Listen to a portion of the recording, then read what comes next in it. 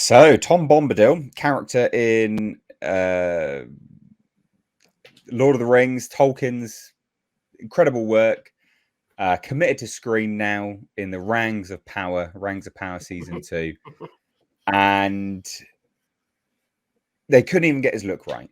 They couldn't get his look right. Fundamentally, it's completely off base to what he's supposed to look, and they even admit that yes, he's still going to be a different character. Yes, they're changing his character. Yes, they cannot do anything remotely close to what they should be doing with respect to the source material. So not really a surprise. Not really a surprise, but it's still funny. Tom Bombadil, famously flamboyant character in Tolkien's world. I see no flamboyancy. They've given him a second home way yonder across Middle Earth. Never existed. Didn't have a second home. And now they're making him sort of involve himself in the world of Tolkien and Middle Earth, which he was never, that was never what his character did.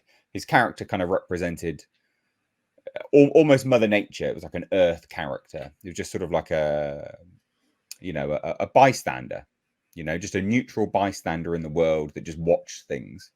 Did some stuff here and there, like he gave some knives to some of the hobbits and did help save some of the hobbits, but he never really involved himself in the sort of good versus evil plot specifically. So obviously this show, what have they spent, like $1 billion on it or something like that? Absolutely staggering sums of money. And, this is what we get. I've seen cosplay better than this. Like, what is this? Where's the money? Where's the money? There's more images. Here you go. I mean, this just looks like it could be filmed somewhere in Greece, just like some little grandma's, back house in a village in Greece, for goodness sake. Like, what are we looking at here? Yeah, or well,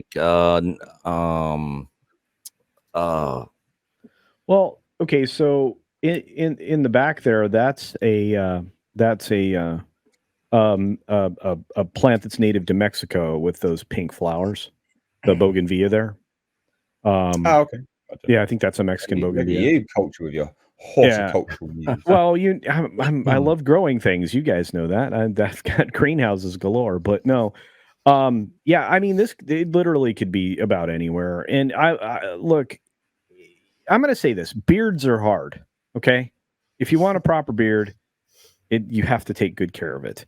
So if you're going to slap on a fake beard, you really need a better costume designer or a makeup artist. But just grow the beard. Just be a man, grow the beard, and become the character. That's how you solve that problem. Yeah, it looks like a Wish version of Moses or something. Oh shoot! Oh shoot! Oh dear. So here's some comments basically. So details for Tom Bombadil and Rings of Power season 2 include the character encounters the Stranger and his half-foot friend Nori. This is the character which people think is probably going to be Gandalf, which shouldn't be Gandalf. He was never there in that era. It wasn't part of the history at that point. Also, Vanity Fair revealed this and said, this is from the sort of showrunners, sorry. They say, in our story, he's gone out to the lands of Rune, which we learn used to be sort of Edenic and green and beautiful, but now is sort of a dead wasteland. Tom has gone out there to see what's happened as he goes on his various wanderings. So this is him now. I mean, oh God, where's the money? Where is it? Like, I don't see it on the screen. I don't see the sort of flamboyant nature of his sort of clothing and stuff like that.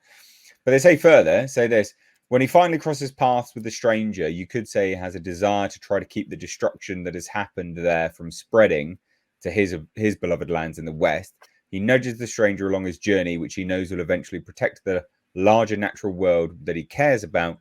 So I'd say our Tom Bombadil is slightly more interventionist than you see in the books, but only by 5 or 10%. So it's not the same character. It's a completely different characterization. The Bombadil doesn't intervene at all. He doesn't get involved in anything.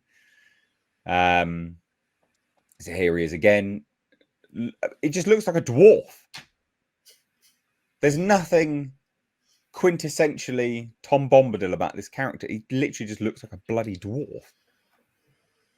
What's that? What else is said? He's whimsical and magical, almost verging on silly, but also has the wisdom of the ages and the music of the spheres and deep emotional wells of ancient history and myth, and his conception and function are tied to Norse myths and have deep roots in European fairy tale. So weirdly, he's kind of the most Lord of the Rings in Lord of the Rings. It's just... No, mate. Tom is sort of a curiosity within that structure because while it's darker, Tom Bombadil is singing and saying lines that could be nursery rhymes from children's poems. So he sort of defies the tonal shift of the rest of the season and is a real point of light amidst an otherwise sea of darkness. He doesn't look it, does he? You couldn't even get his clothing right. Where's his wife? He had a famously... Was it Goldberry, his wife? Where's she? God. Yeah, I think that's one reason why they pulled him out of the Lord of the Rings trilogy, because of it was a little too like fairy tale-ish, kiddie, I think that's one of the reasons why they pulled that whole. Well, and they got the boots wrong. The boots are supposed to be yellow. All of it is supposed to be completely different. Like he's supposed to be really flamboyant, bright colors. Like he's not. I don't know. It's just frustrating. The thing is, though, so I did a video on this. Let me have a look, because I think what we'll see from this will be a staggering drop off, even on hate watchers. Yeah, like a very little interest. There's very, very little interest. The video didn't crack that much. Not a lot of interest. You look at any of the posts online with respect to, say, like on Twitter and things like that, very little interest, very little traction. And I think this is what you're finding with these things, is that it's just clear apathy set in. People cannot even be bothered to watch it from a hate watch perspective.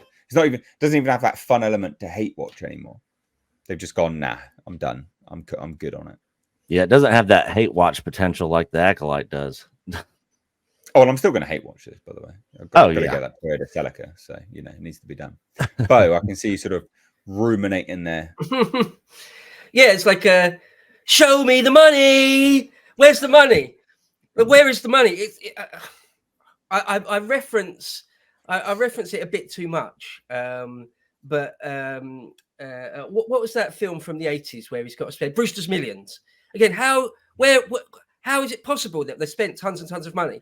In fact, sometimes you think something and then someone in the chat says exactly that. Is it Shrap 3D said, show me the money, Lebowski. That's what came into my mind, Nate, when you were saying, show me, where's the money? Where's the money, Lebowski?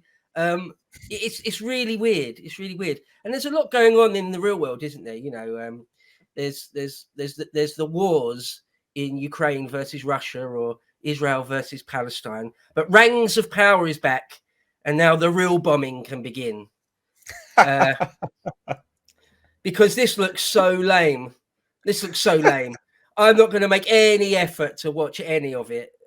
Not even if we're going to review it here, really? Oh, okay. If you ask me to, I shall make some effort. But if it weren't for that, I would make absolutely no effort to.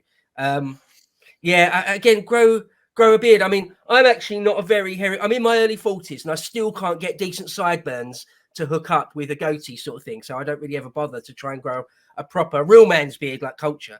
But just like grow a real beard. It looks like a really, really fake beard.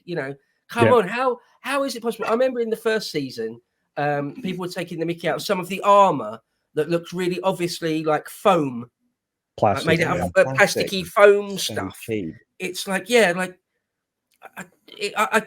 feel like someone somewhere is just embezzling money somehow. Like you have giant budgets for like the American defense megalith. Like it's sort of not possible to spend that much money. It's kind of impossible to. So it's being siphoned off somewhere to somebody because this looks cheap as hell. Yeah, Does I not think look good. what'll be interesting about this one, and I'm fairly certain I'm right. I could be wrong because I don't know if I think I'm right because they've now moved the production to the UK. We should actually end up getting tax receipts for this one, so they'll have to file it. If I'm right with Company's House, and we'll be able to look at all of the details, how much they've spent on, millions of bloody staff, all this kind of stuff. It'll be fascinating to see. It'll be truly fascinating to see. I mean, the breakdown won't make any sense anyway, but they've moved the production to the UK, so as a result of that, we should be able to, at least see what they're reporting they've spent the money on. It's funny. It'll be things like we've built a track for a camera, but we've built it out of like some sort of platinum titanium alloy, and it's sort of ruby encrusted or something, and it cost like $60 million. Or they just make stuff up. They'll just make stuff up, I guess, because it's not. The numbers don't make any sense. No, not at all. Not at all.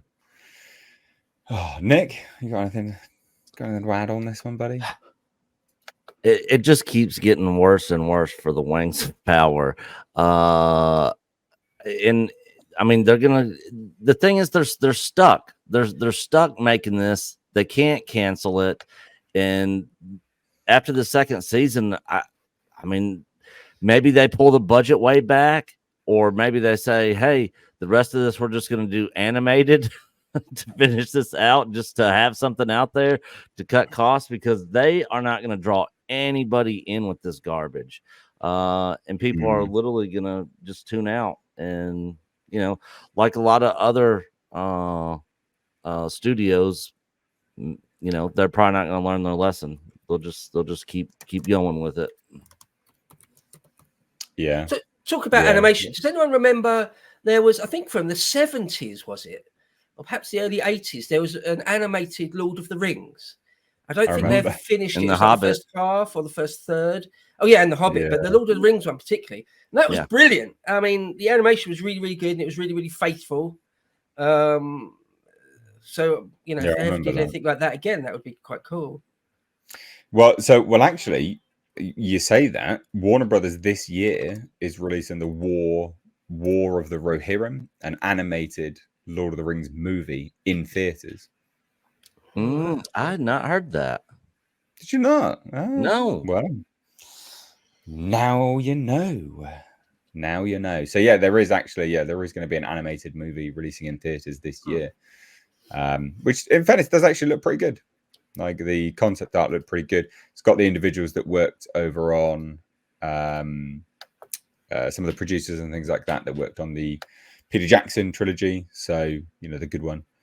So they're coming back for it. So I think that will be good. But we shall. The Rings of Power is not going to be good at all. But it's going to be funny when it drops.